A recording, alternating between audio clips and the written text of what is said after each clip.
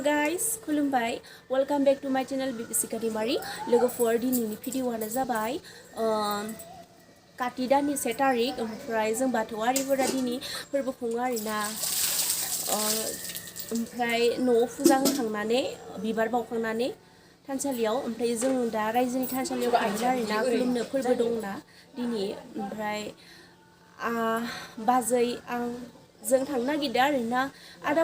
आदामुआ थांग्रोबाय ओमफ्राय दा जोङो बाजैदांदो थांनो नागिरदों स' लोगोफोर भिडिअ'खौ नायलांबाय थादो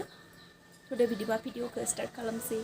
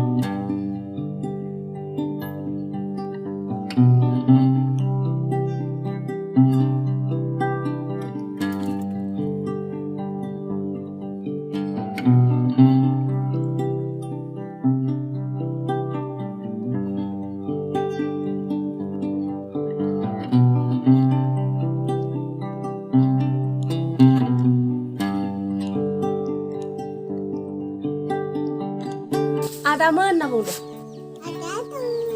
आब'मोन जों थांनोसै मन्दिराव थानसालियाव खुलुमनो होनना मन्दिराव खुलुमनो दे खुलुमनो थांनोसै हाय होनना बुं दे हाय हाय होनना बुं दे हाय होनना बुं हाय हाय थांसै होनना बुं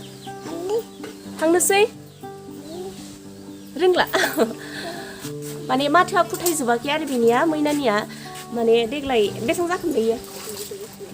2 बोसोर जासिगोन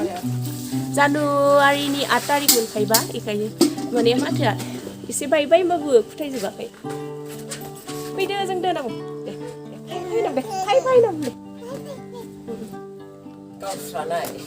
नै लोगोफोर थानसालियाव माइरं दान हैनो लाबाय माइरं दान होगोन आरोना थानसालियाव रायजोनियाव धुप लाबाय बिबार लाबाय बेहाय ओमफ्राय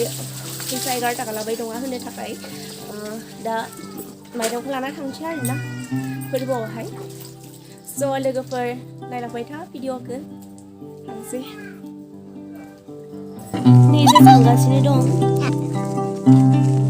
थानसालियाव मोनफैबाय जों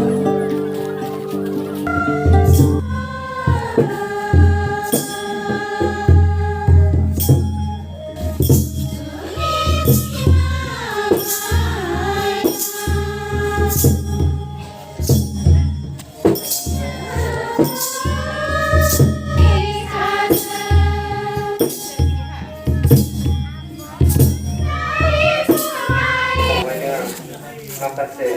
खामानि मावनानै बेखौनो हेफाजाब होनांगोन बेखौनो खावलायहरनाय थाबाय लोगोसे दिनैनि बे नै जोङो बाजैदो आंदो मन्दिर सिङाव बिबार बावहैसिगोन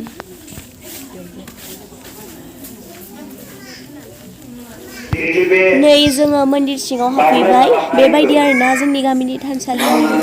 मन्दिर सिङाव बेबायदि आरोना फुजिग्राया स' लोगोफोर नायलांबाय था भिडिअ'खौ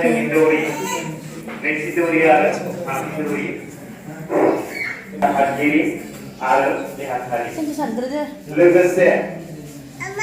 जोंहा माइनाव फोरबोखौ सिबिनानै जुदि गोजोनगोन आरो बाथौ धोरोमखौ फोजौनो हागोन बे जोंनि बर'फोरनि माखासे थांना थानायनि राहा लामा नै जोबनायनि जाग्रा मुवा आदार होसिगोन स' लोगोफोर दिनैनि भिडिअ'आ बेखिनियानो थाबैनो लोगो मोनफिनगोन बाय बाय